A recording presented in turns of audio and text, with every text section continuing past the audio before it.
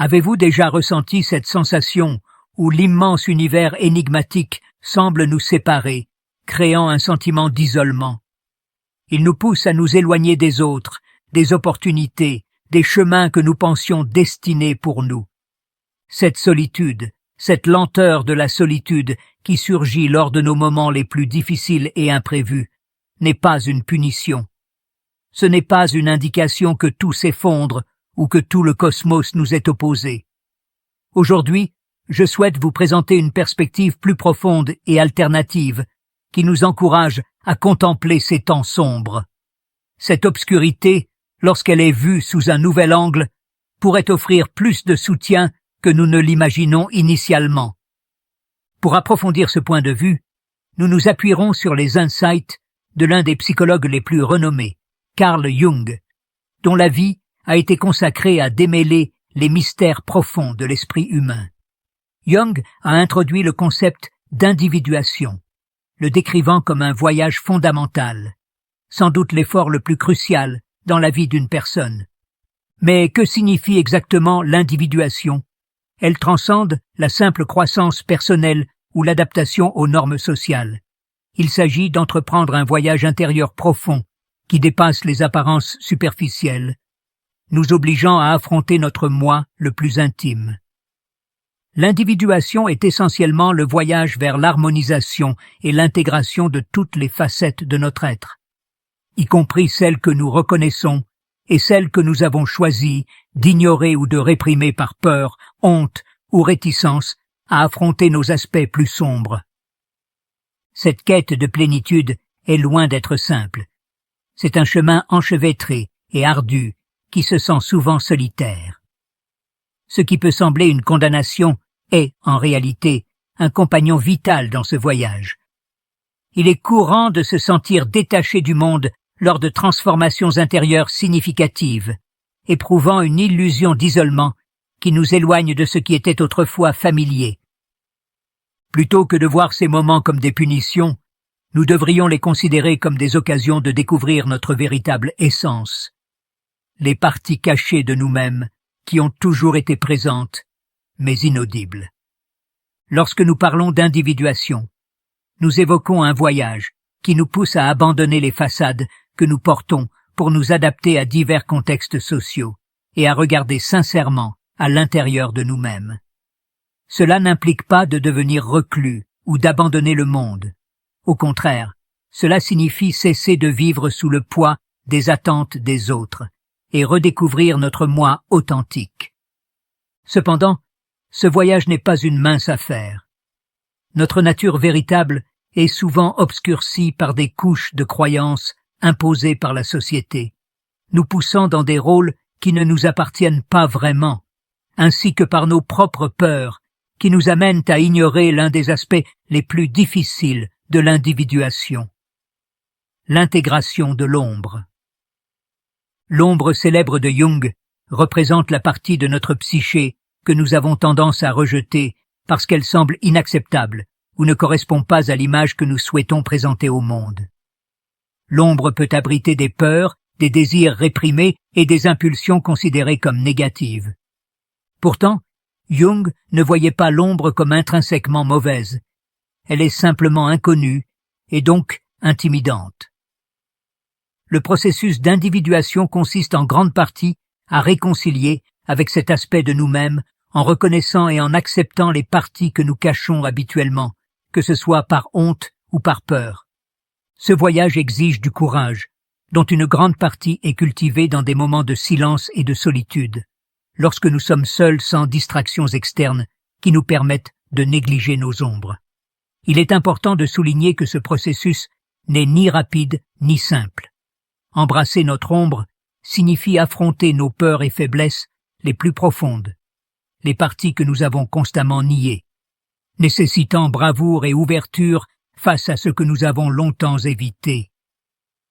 La solitude, dans ce contexte, devient non seulement un sanctuaire, mais aussi un laboratoire pour l'exploration intérieure. La vie nous oblige souvent à nous isoler, que ce soit par choix ou en raison de circonstances indépendantes de notre volonté. Bien que cette isolation puisse être douloureuse, Elle est essentielle pour le processus d'individuation et sert de terrain fertile pour obtenir une vision plus claire de notre véritable moi, au-delà des normes sociales qui nous empêchent d'embrasser notre nature la plus authentique. Pendant les périodes de solitude, nous ne faisons pas seulement face à nos ombres, mais nous commençons également à découvrir de nouvelles connexions dans nos expériences. La synchronicité, un principe mystérieux que Jung a exploré en profondeur, devient apparente.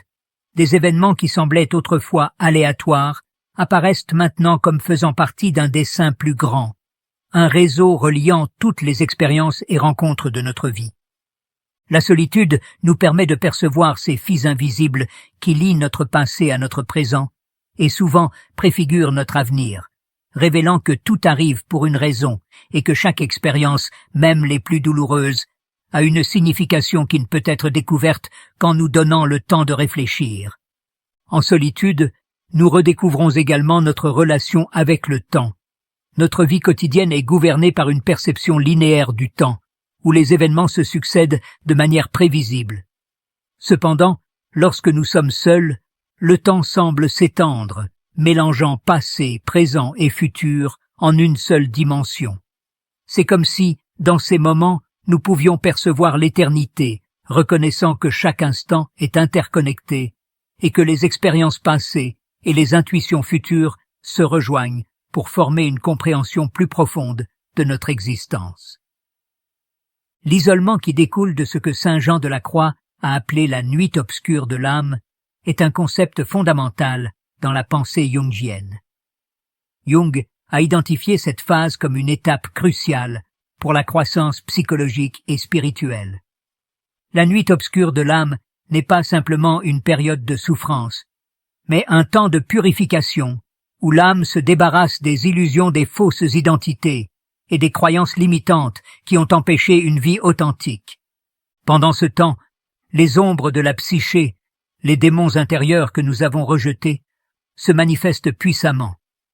La solitude devient la condition nécessaire pour affronter ces démons, faire face à nos peurs les plus sombres, et finalement les transformer en forces qui nous guident vers la renaissance. La nuit obscure de l'âme est en fin de compte un processus de purification qui promet une nouvelle vie, une conscience de soi accrue et une connexion plus profonde avec notre but et avec l'univers lui-même. L'isolement, souvent craint et évité comme un simple manque de stimuli externes, est plus profond. Selon Jung, l'isolement est une porte d'entrée, un seuil séparant le tumulte du monde extérieur du royaume plus profond de notre moi intérieur. C'est un moment paradoxal où enlever les distractions nous oblige à nous confronter à nous-mêmes, à nous reconnecter avec les parties que nous avons négligées ou rejetées. Lorsque nous sommes seuls, entourés de silence et libres du bruit du monde, quelque chose de profond se produit. L'esprit commence à chercher en soi, réfléchissant sur qui nous sommes, qui nous avons été et qui nous pourrions devenir. Dans ce processus introspectif, l'inconscient émerge à la surface, parfois à travers des rêves, des intuitions ou des sensations qui défient la logique immédiate. C'est comme si l'isolement, plutôt qu'étant un vide, devenait un terrain fertile où les réponses aux questions que nous ne savions même pas que nous avions commencent à germer.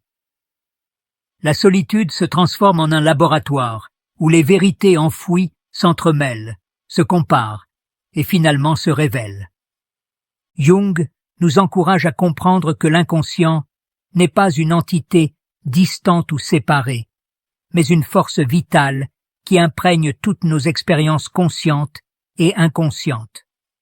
Il s'exprime à travers des symboles, des rêves, des visions et des phénomènes que la rationalité ne peut pas facilement déchiffrer, des manifestations de la psyché qui communiquent dans un langage symbolique, révélant les profondeurs de notre nature. Pendant l'isolement, ces manifestations s'intensifient, devenant plus fréquentes et plus difficiles à ignorer. Les rêves, par exemple, peuvent initialement sembler bizarres ou insensés, mais ils sont en réalité des messages directs de notre inconscient, comme si notre psyché essayait de nous réveiller de notre routine et de nous inciter à l'auto-examen. Dans le silence de la solitude, notre inconscient non seulement devient plus accessible, mais il nous fournit également des outils pour le comprendre. Jung a postulé que l'inconscient collectif est une dimension partagée par toute l'humanité, un terrain commun où résident des archétypes universels, influençant notre comportement et nos expériences. Ces archétypes, tels que le héros, la mère, l'ombre, le sage, ne sont pas simplement des constructions théoriques, mais des forces vivantes qui façonnent notre psyché et nos vies. Lorsque nous sommes isolés, ces archétypes émergent plus distinctement, révélant des aspects de nous-mêmes que nous pourrions ignorer ou avoir oubliés. Dans ces moments, notre esprit peut se connecter à une tapisserie plus large, un récit qui nous lie aux autres êtres humains et à toute l'histoire de l'humanité. Pourtant, affronter ce processus n'est pas facile. La solitude présente à la fois une opportunité et un défi. Pendant les périodes d'isolement, nous pourrions être tentés de nous échapper de nous-mêmes à travers des distractions externes, travail constant, médias sociaux ou relations superficielles, cachant nos peurs, désirs inexprimés et profonde angoisse sous un voile d'activité frénétique. Cependant, de telles évasions ne font qu'approfondir la distance entre notre essence véritable et notre moi. Ces échappatoires favorisent des comportements autodestructeurs, une recherche incessante de validation externe, une dépendance aux opinions des autres pour notre estime de soi, ou l'abus de substances pour engourdir la douleur de la solitude. Jung nous enseigne que ce n'est qu'en confrontant notre ombre, les parties cachées contenant nos peurs, faiblesses et désirs réprimés, que nous pouvons entreprendre le voyage d'individuation, nous menant à notre véritable moi. Résister à la solitude signifie résister à ce défi intérieur, permettant à l'ombre de grandir dans les ténèbres, se manifestant inconsciemment dans nos actions, sabotant nos relations et perpétuant des schémas autodestructeurs qui entravent notre évolution. Ce n'est qu'en acceptant l'isolement et en embrassant le silence que nous pouvons véritablement reconnaître et intégrer notre ombre, la transformant en une force qui nous enrichit, plutôt que de dominer notre solitude. L'isolement n'est pas seulement un espace pour affronter nos peurs intérieures, c'est aussi la base pour redécouvrir notre authenticité. C'est une période où nous pouvons nous éloigner des attentes des autres et des normes sociales, nous accordant enfin à ce que nous désirons et aspirons véritablement à être. La solitude devient ainsi une chance d'organiser nos vies, de comprendre ce qui compte vraiment et de laisser aller ce qui n'a pas d'importance. Elle nous met au défi de clarifier notre identité et nos désirs pour notre temps et nos relations.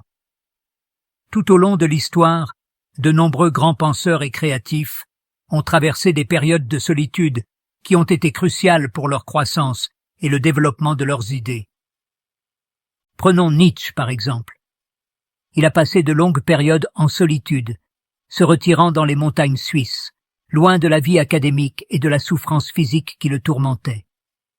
C'est pendant ces moments isolés que Nietzsche a formulé certaines de ses idées les plus profondes, comme le concept de l'Übermensch et sa critique de la morale traditionnelle. Loin de la société, Nietzsche a pu affiner sa vision, se libérer des contraintes culturelles et religieuses de son époque, et créer une philosophie qui révolutionnerait la pensée occidentale. De même, Henry David Thoreau a trouvé son inspiration dans la solitude. Son retrait dans les bois du Walden Pond, menant une vie simple et autonome, lui a permis de redécouvrir le sens de la nature et de l'existence, de rejeter le matérialisme et de questionner les conventions sociales qui dominent la vie moderne. Dans cette solitude, Thoreau a trouvé sa voie, produisant des œuvres qui nous invitent encore aujourd'hui à réfléchir à la simplicité, à la liberté et à l'importance de vivre selon nos propres valeurs, plutôt que de suivre les attentes imposées. Nelson Mandela, qui a passé 27 ans en prison loin de sa famille et du monde extérieur, illustre également cela. Pendant ces années, il a enduré une solitude extrême, mais c'est précisément dans cette solitude forcée qu'une profonde réflexion sur soi-même a émergé. Il a contemplé son identité, son rôle dans la lutte contre l'apartheid et l'humanité qui le liait aux autres prisonniers malgré leurs différences. La solitude de Mandela est devenue un terrain d'entraînement interne, une forme d'individuation qui lui a permis d'émerger plus fort, capable de pardonner à ses oppresseurs et de conduire l'Afrique du Sud vers une nouvelle ère. Cependant, la solitude ne concerne pas seulement la séparation physique des autres, c'est aussi une solitude intérieure. Considérons Vincent van Gogh, l'un des plus grands artistes de l'histoire, qui a passé la majeure partie de sa vie en profonde solitude. Ses lettres, notamment celles adressées à son frère Théo, révèlent un homme se sentant piégé non seulement dans son corps fragile, mais aussi dans son âme, incapable de se connecter avec les autres. Pourtant, c'est précisément dans ce vide existentiel que Van Gogh a découvert sa voie artistique, créant des œuvres universellement admirées pour leur beauté.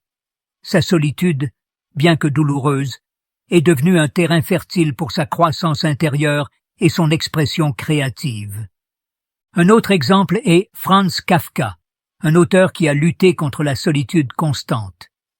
Vivant à Prague, une ville riche en vie sociale, Kafka s'est toujours senti comme un outsider.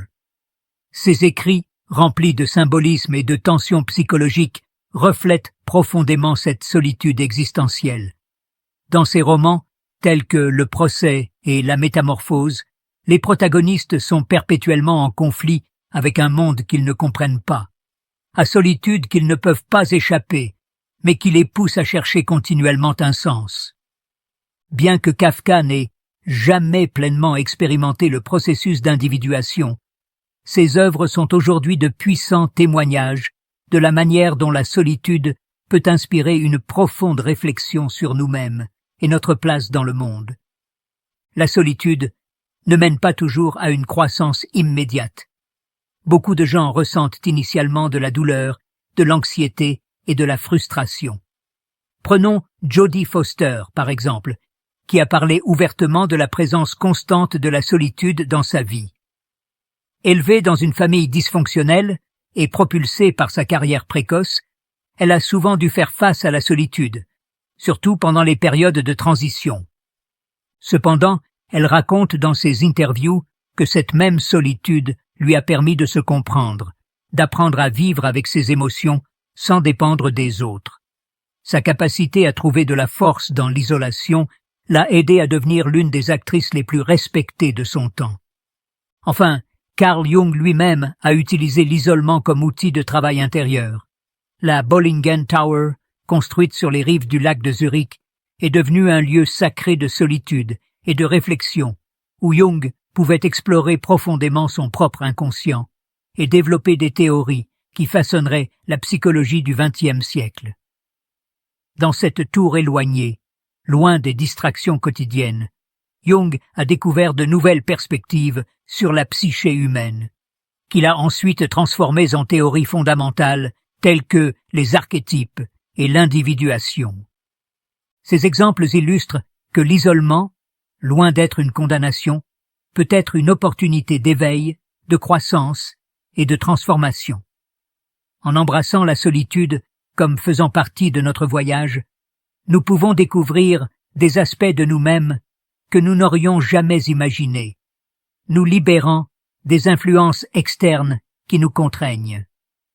L'isolement devient ainsi non pas une barrière, mais une ressource puissante, une porte d'entrée vers une compréhension plus profonde de nous-mêmes et du monde qui nous entoure. Dans le monde d'aujourd'hui, la solitude est un thème apparemment paradoxal, pourtant elle est plus répandue que jamais. Malgré la connectivité hyper-digitale de notre ère, caractérisée par les médias sociaux, les applications de chat, les appels vidéo et la communication instantanée, la solitude existentielle affecte un nombre croissant de jeunes et d'adultes dans tous les contextes sociaux. Cette solitude moderne n'est pas seulement physique, elle est profondément interne. Dans un monde en perpétuel mouvement, les gens se sentent souvent contraints de poursuivre un idéal de perfection et de succès social, pour ensuite affronter un sentiment de vide lorsqu'ils échouent. Les images apparemment parfaites et les vies idéalisées présentées sur les médias sociaux deviennent des références de succès, élargissant le fossé entre nos personas publics et notre authenticité intérieure. Aujourd'hui, la solitude semble encombrée. Nous sommes entourés de gens, mais nous nous sentons rarement vraiment vus, compris ou réellement écoutés. Des plateformes comme Instagram, TikTok et Facebook créent une façade où le nombre d'amis ou de followers est souvent équivalent au succès social. Pourtant, derrière ces connexions virtuelles se cache une profonde solitude. Beaucoup passent des heures sur ces plateformes, montrant leur vie et cherchant l'approbation à travers les likes, mais peinent à former des relations authentiques et significatives. La poursuite incessante de la validation externe favorise une illusion de connexion, augmentant paradoxalement les sentiments d'isolement et empêchant une véritable connexion avec soi-même. Les images que nous rencontrons quotidiennement présentent une réalité déformée, un monde impeccable qui semble inatteignable. Au lieu de favoriser la réalisation de soi, cela conduit à la dissatisfaction et à un sentiment persistant d'inadéquation. Dans ce contexte, la solitude englobe non seulement le sentiment d'être seul, mais aussi la sensation d'invisibilité dans un monde qui semble valoriser uniquement ceux qui peuvent présenter une façade publique acceptable. Beaucoup trouvent du réconfort dans le consumérisme, l'activité constante ou la quête d'expériences exotiques ou superficielles pour combler le vide. Un vide qui ne peut être satisfait par le bruit externe. De plus, la société actuelle connaît une fragmentation des liens sociaux et familiaux. Les systèmes de soutien traditionnels comme les familles élargies, les amitiés de longue date ou les communautés de quartier se sont considérablement affaiblis. Les gens déménagent fréquemment pour des raisons professionnelles, changeant de ville ou de pays, ce qui réduit les opportunités de créer des connexions durables et authentiques. Bien que cette mobilité puisse sembler offrir une plus grande liberté et indépendance, elle favorise en réalité une solitude structurelle caractérisée par des relations éphémères et superficielles. En outre, les changements dans la dynamique familiale, y compris le divorce, la séparation et la difficulté à former de nouvelles relations, ont conduit à une solitude qui n'est pas seulement physique, mais aussi profondément émotionnelle. De nombreux parents et enfants, par exemple, se retrouvent à vivre dans des foyers séparés, incapables d'établir un véritable dialogue. L'afflux constant d'informations et de stimuli externes diminue notre capacité à nous concentrer sur les relations qui comptent vraiment. Pour les amitiés, trouver quelqu'un qui nous connaît profondément devient de plus en plus rare. De plus, la solitude d'aujourd'hui est aussi une question de déconnexion. Bien que nous soyons hyper connectés en surface, nous sommes de plus en plus incapables de nous engager dans des relations profondes et significatives avec les autres. Souvent, lors de conversations, on peut trouver quelqu'un distrait par son téléphone ou des notifications, incapable de s'engager pleinement. Les conversations deviennent de simples obligations sociales plutôt que des occasions d'échanges émotionnels et intellectuels, conduisant à des interactions superficielles. Cette déconnexion des autres favorise une forme d'isolement qui est encore plus douloureuse que de se déconnecter de soi-même. Nous vivons à une époque où les individus sont souvent poussés à remplir chaque moment libre avec des activités, des bruits et des interactions sociales. Cependant, la solitude intérieure nous oblige à confronter nos pensées, nos peurs et nos contradictions, quelque chose que beaucoup essaient d'éviter. La peur de la solitude intérieure est si intense que les gens cherchent refuge dans les bruits et les distractions externes pour échapper à l'affrontement de leur vrai moi. Cela crée une fracture significative entre qui nous sommes vraiment et qui nous présentons aux autres. Malgré tout cela, la solitude moderne peut aussi représenter une opportunité significative. Comme Jung l'a déjà mentionné, la solitude est un outil fondamental pour le processus d'individuation. Lorsque nous sommes seuls, nous sommes contraints d'écouter nous-mêmes et de réfléchir sur notre vrai moi sans influences externes. La solitude offre une chance d'explorer nos émotions et nos désirs, et d'accepter même nos ombres, les parties que nous avons tendance à négliger dans une société qui récompense la connexion et la visibilité. Apprendre à être seul implique avant tout de se sentir bien avec soi-même. Mais bien que cela puisse être l'un des défis les plus difficiles, c'est sans doute l'un des plus cruciaux. La solitude nous permet de retrouver notre authenticité, de comprendre qui nous sommes vraiment sans succomber aux attentes des autres, et, surtout, lorsque nous apprenons à embrasser la solitude, nous pouvons forger des connexions plus profondes et plus significatives avec les autres. Ces connexions ne sont plus basées sur des façades ou des normes sociales, mais sont authentiques et sincères. En conclusion, l'isolement est à la fois un défi et un chemin vers la réalisation de notre potentiel le plus authentique. Au lieu de fuir, nous pouvons embrasser la solitude comme une opportunité de croissance, de réflexion et d'évolution. À travers l'isolement, nous pouvons découvrir non seulement qui nous sommes, mais aussi qui nous pouvons devenir. C'est un cadeau que l'univers nous offre pour organiser notre psyché, explorer nos ombres et redécouvrir notre vrai moi. Comme le suggère Jung, ce n'est qu'en intégrant toutes les parties de nous-mêmes, y compris les plus sombres, que nous pouvons atteindre une vie complète et authentique. Ainsi, chaque moment de solitude peut se transformer en une opportunité de trouver cette paix intérieure qui nous échappe souvent au milieu du chaos du monde extérieur, embrassant une profondeur qui va au-delà de la surface.